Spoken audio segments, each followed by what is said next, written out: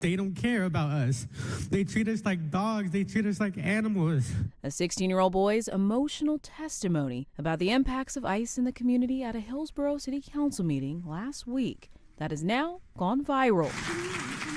And I hope you guys really do something about it, because I really do want something to change, because I should not live like this as a 16-year-old. I shouldn't be scared. I should be focusing on school, and I can't even focus on school.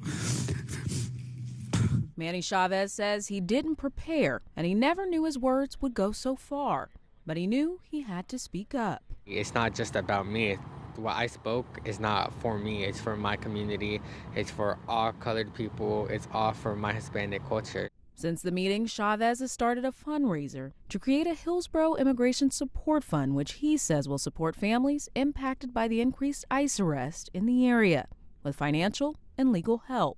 If I was put in a situation where my family, anyone in my family needed help, I would want people to come and help me. So knowing that I could be there for someone else that's dad or mom is going through a lot and is a main provider, I'm glad that I could be there for them and give them anything that would help. And in just 4 days, the fundraiser is nearly at its goal of $26,000. To me, it's really shocking. I've never seen that type of money in my life. So knowing that a bunch of people have donated their hard-earned money to help me support other people is crazy to me. Even though he is only 16 years old and in high school, Chavez says this has given him a new passion and purpose. I feel like this is something I would want to do after school.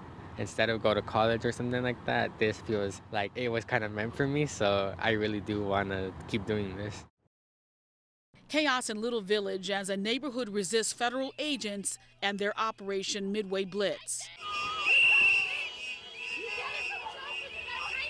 An angry crowd gathers after federal officers allegedly detain a young woman near 26 in Kedzie.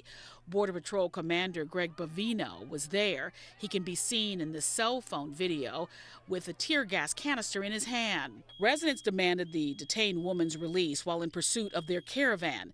DHS officials say the Border Patrol agents were conducting immigration enforcement operations when a man driving a black Jeep fired shots at them.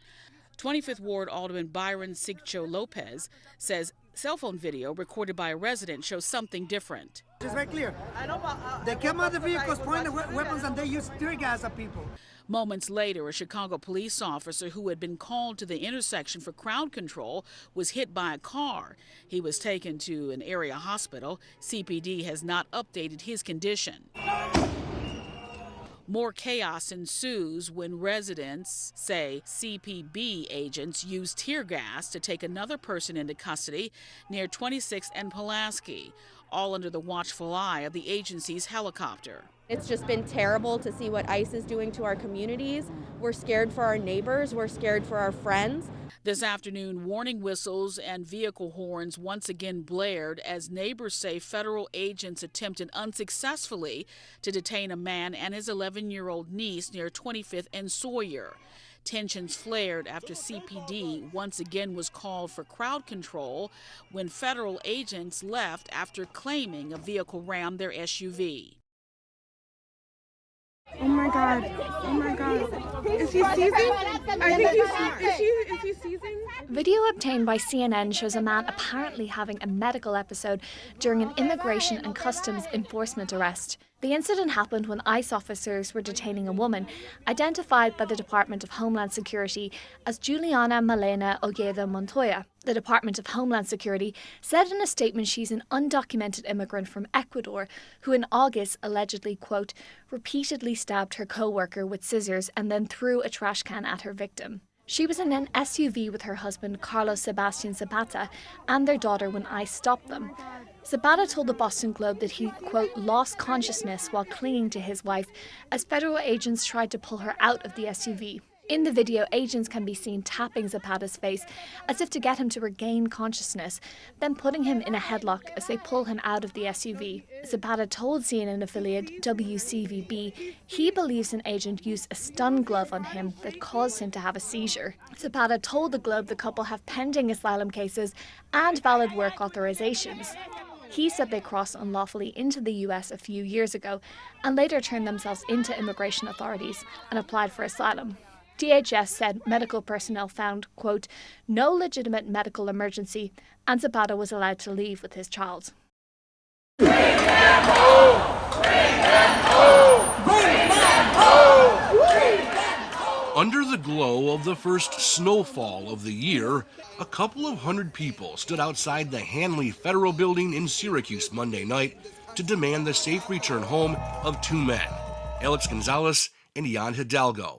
The couple, who were recently married, were detained by ICE officials last month. Their story is no different than the previous generations of immigrants who came to central New York. No one should be torn from the people they love for daring to believe in the American promise. And those here say it would be one thing if the two men were bad people, the criminals they were told would be targeted in these detainments.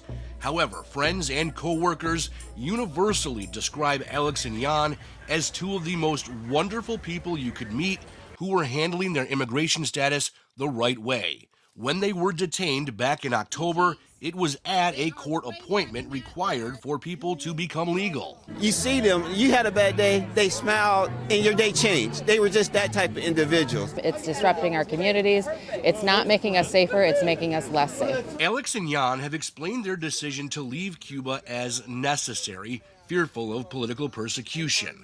They were so touched by this rally, Alex actually called in from his detention center. He's so thankful for everything happening back here at home. We're all here for you. I miss you so much. They say they don't have a way to pay, not even in another life, they don't have a way to pay everything that everybody's been doing for them. So happy to hear their voices. Family and friends say it only further invigorates their desire to be as loud as they can. For Alex and Jan, and for everyone else, they say, going through this. They work, they're contributing to our society, to our economy, and this is wrong. They don't even have a parking ticket, but they're in jail. Bring them home! Bring them home! Bring them home! It's a fight they say they will never give up on, even when Alex and Jan get home, because there are so many others out there who need their support, their voice, their help. The Kenner boat launch in the Lake Town area is typically patrolled by local police. But volunteer activist for Unión Migrante, Rachel Tabor, now fears for people's safety in the area following an ICE raid where more than a dozen people were detained Friday. People are traumatized. Their loved ones who've been here working for years with no criminal record are now in ICE detention. ICE confirmed to WWL that 13 people are in custody. A spokesperson said one person in custody has a removal order issued by an immigration judge and another was previously removed from the U.S. Saturday, Kenner Police Chief Keith Conley explained why his office collaborated with state police and federal agencies to launch the joint operation that was in effect for at least 2 months. We've always had complaints out there, nuisance crimes. It starts off small, everything from traffic to litter to loitering to loud music. And then, we go out there and we police it and we make a presence. But it seems like the activity was escalating into just lawlessness. And when asked why he included ICE in the operation, we brought them in because we knew there was going to be a large amount of Hispanics out there. We have had ICE assist us with some gang activity or some gang affiliations that come through the city. Tabor says the collaboration with ICE is unfair. They racially profile people. They're calling people criminals that have minor sound infractions. They're literally picking up anyone that looks Hispanic and turning them over to ICE. We asked a spokesperson from ICE if any of the people in custody were going through the legal process of obtaining a visa or permanent legal status. Her response was, quote, "Not that I'm aware of," unquote. Chief Conley denied claims that his officers are racially profiling people within the city. I can assure you they're not, but if they have a complaint, they're more than welcome to contact our Internal Affairs, Department of Justice, FBI. We're an open book. Reporting in Kenner, Winston Reed, WWL, Louisiana.